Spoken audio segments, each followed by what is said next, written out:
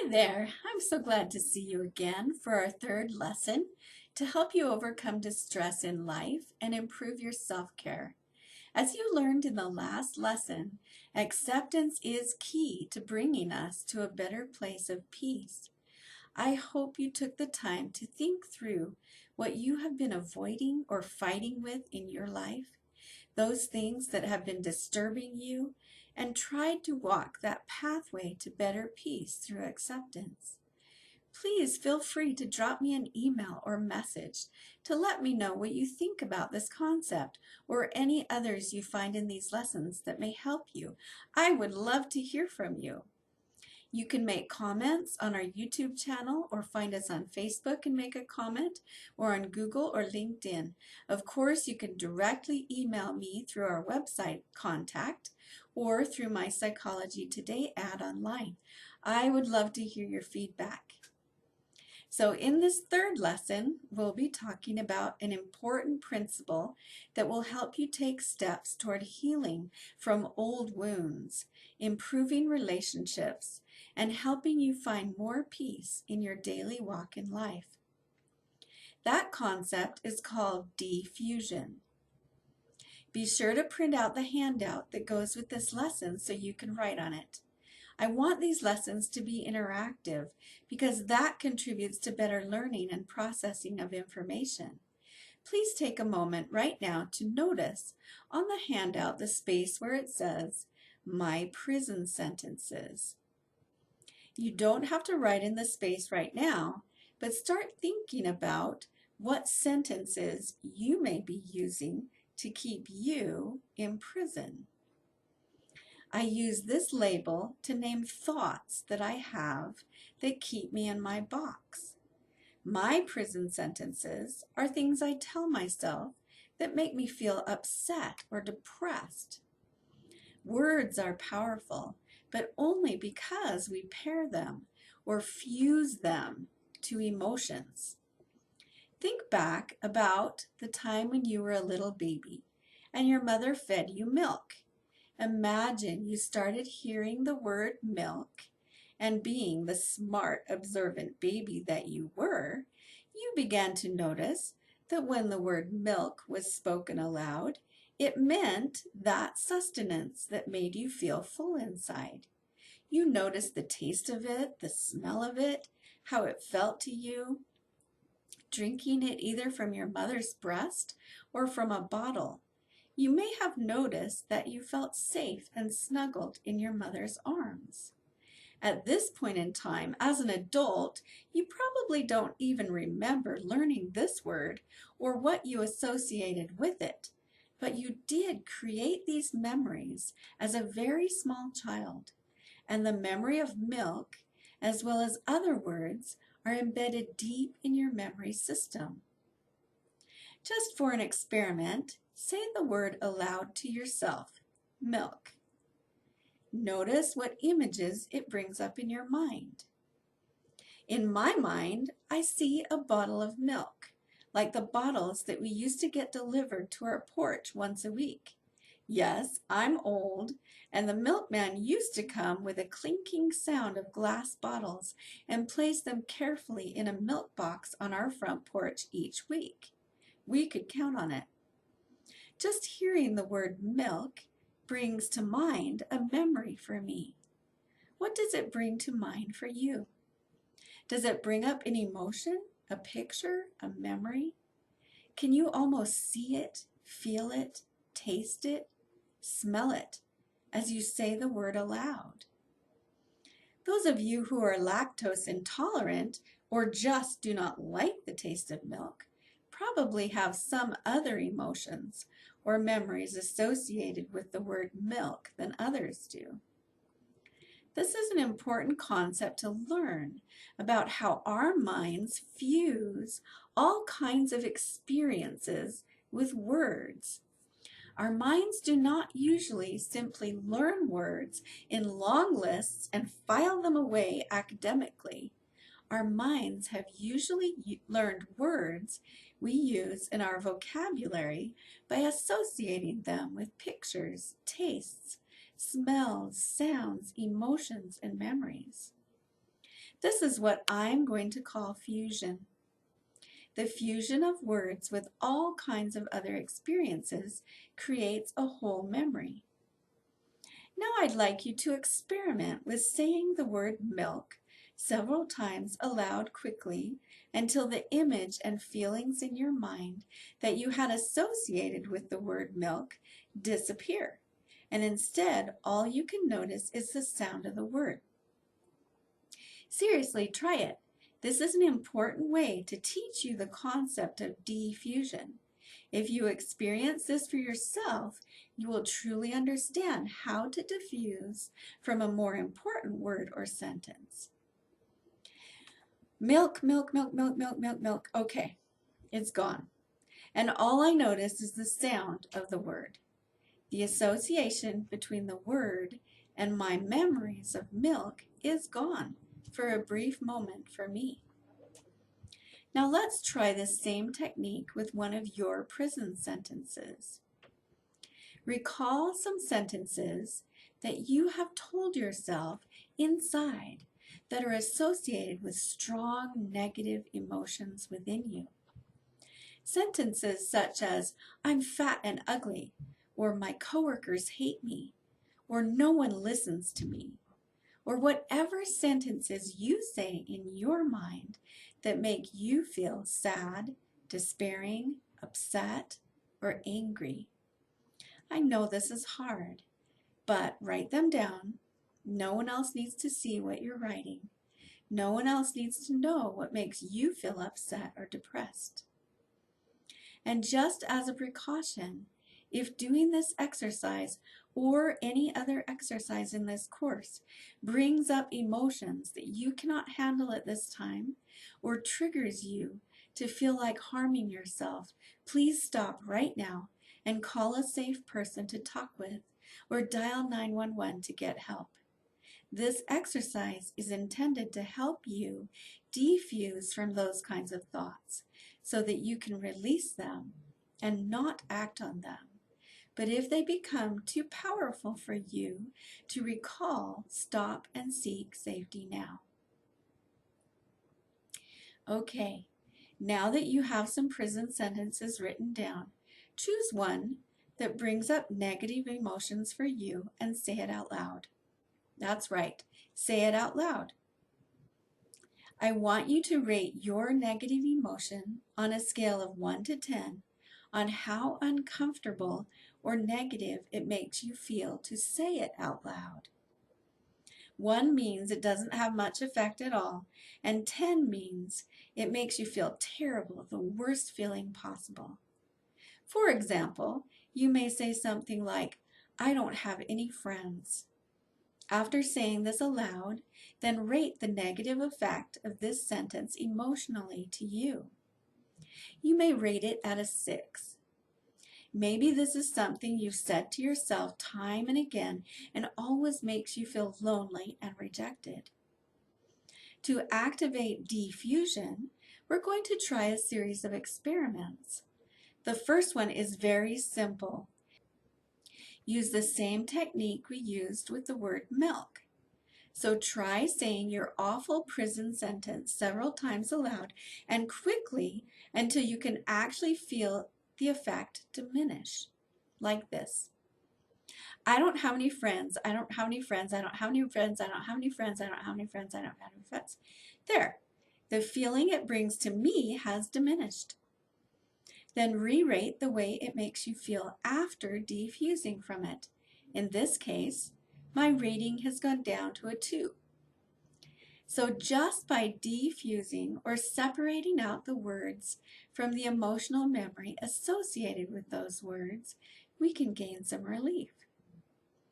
We don't have to avoid these prison sentences that pop up in our brains and give us negative emotion. We don't have to fight them or contradict them, such as saying to ourselves, I do have friends. All we need to do is recognize that words are just words. Thoughts are just thoughts that pop up in our minds periodically, but they do not have to ruin our day. There are many other ways to diffuse from our prison sentences too. Notice that I called them our prison sentences, for we do need to take ownership of these sentences. Everything that pops up in your brain is yours to own. Acceptance gives us the peace to own these thoughts as part of our own making. The concept of acceptance gives us the peace to simply acknowledge the fact as a fact. It is my own brain that comes up with these negative thoughts. I take ownership of them, and I can therefore choose what I want to do with them. I can dwell on them and make myself feel terrible all day or all week.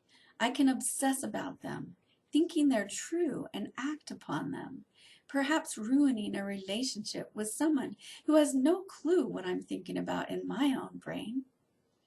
I can try to convince myself that since they are true, and sometimes prison sentences can be true, that I am doomed for the rest of my life, or that a great catastrophe is going to occur.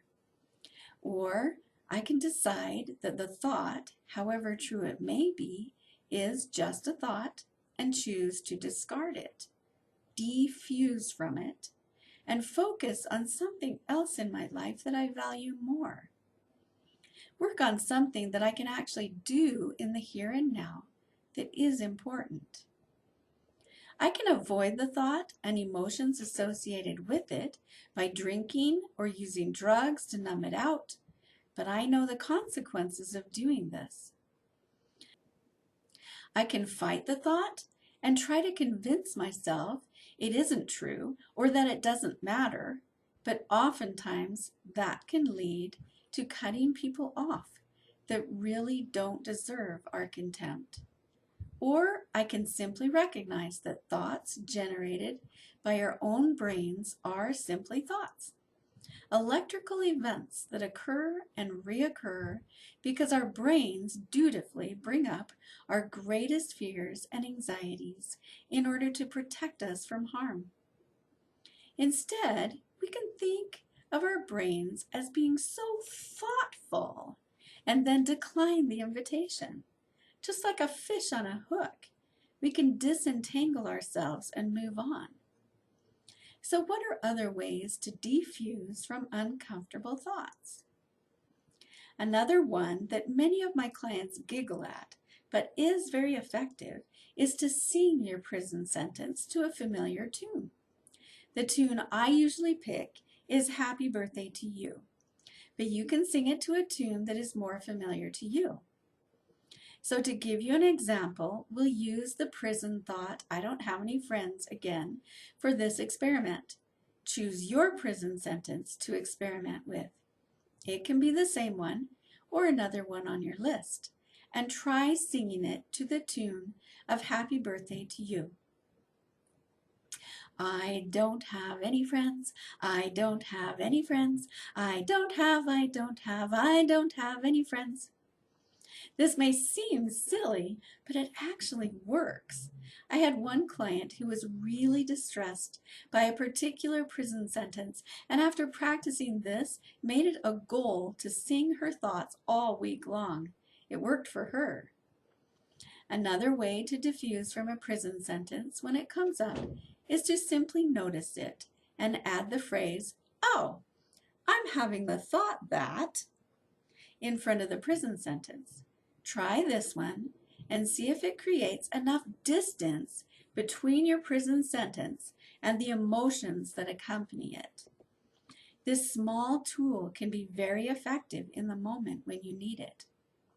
Oh, I'm having the thought that I don't have any friends. Does it loosen the association with this emotion a little bit? Enough to make a choice about continuing to have the thought or not. You can then remind yourself that it's only a thought and you don't have to think about it any longer. Some wonderful metaphors you can think about using to diffuse from your prison sentences, as I referred to earlier, might be imagining yourself as a fish hooked on a line.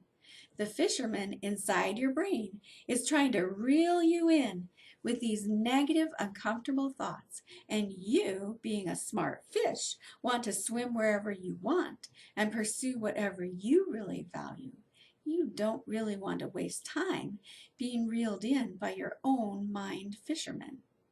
So you can choose to disengage with the thought and swim away. For some people who tend to obsess about anxiety-provoking thoughts, this may happen oftentimes at night when they are tired. Sometimes when we are tired and have nothing to do but sleep, we find ourselves with racing thoughts, anxieties about the day we just lived, past experiences, or anxieties about the next day. We can imagine our thoughts as if they are a speeding train taking us to a place we do not want to go. You may want to get sleep instead. Imagine yourself jumping off the train and gently landing in a soft patch of grass. With a sigh of relief, you can watch the train rush by and disappear, your anxious thoughts going with it. Metaphors and imagination are wonderful tools to help you heal.